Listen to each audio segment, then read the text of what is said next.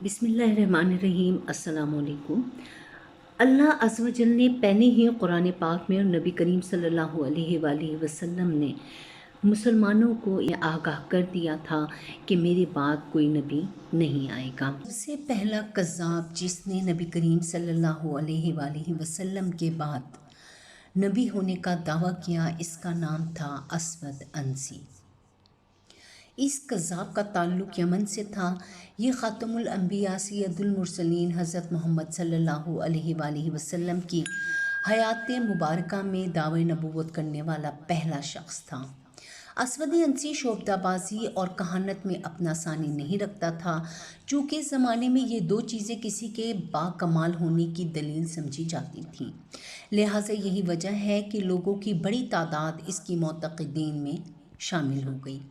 اسود عنسی کو ذو الحمار کے لقب سے بھی جانا جاتا تھا۔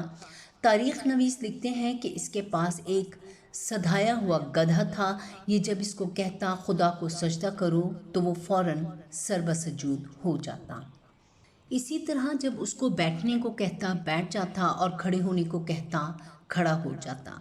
نجران کے لوگوں کو جب اس کے دعوے نبوت کا علم ہوا تو انہوں نے اسے امتحان کی غرض سے اپنے ہاں مدعو کیا۔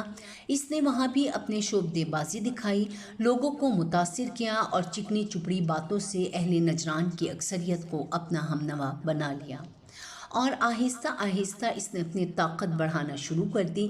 سب سے پہلے اس نے نجران پر ہی فوج کشی کر کے عمرو بن حزم اور خالد بن سعید کو وہاں سے بے دخل کیا، اور پھر بتدریج پورے یمن پر قبضہ کر لیا۔ عمرو بن حزم اور خالد بن سعید نے مدینہ منورہ پہنچ کر سارا قصہ حضور نبی کریم صلی اللہ علیہ وآلہ وسلم کے گوش گزار کیا، جس پر آپ نے یمن کے بعض سرداروں اور اہل نجران کو اسود کے خلاف جہاد کا حکم نامہ تحریر فرمایا، اور یوں یہ لوگ باہم ربط اسود کے خلاف متحد ہو گئے۔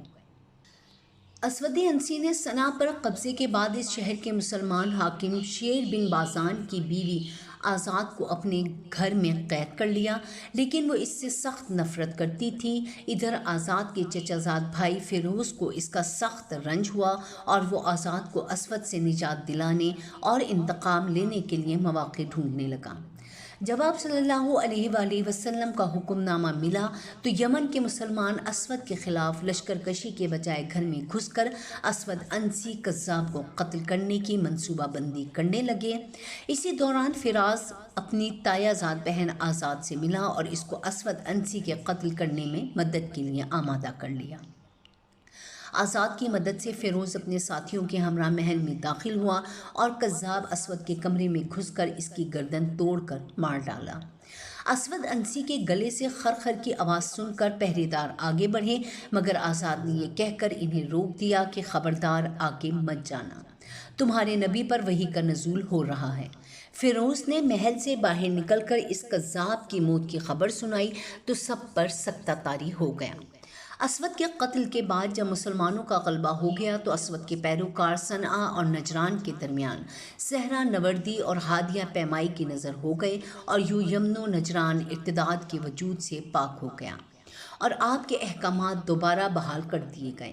اسود عنسی پہلا کذاب تھا جو حضور نبی کریم صلی اللہ علیہ وآلہ وسلم کے حکم پر آپ کی حیات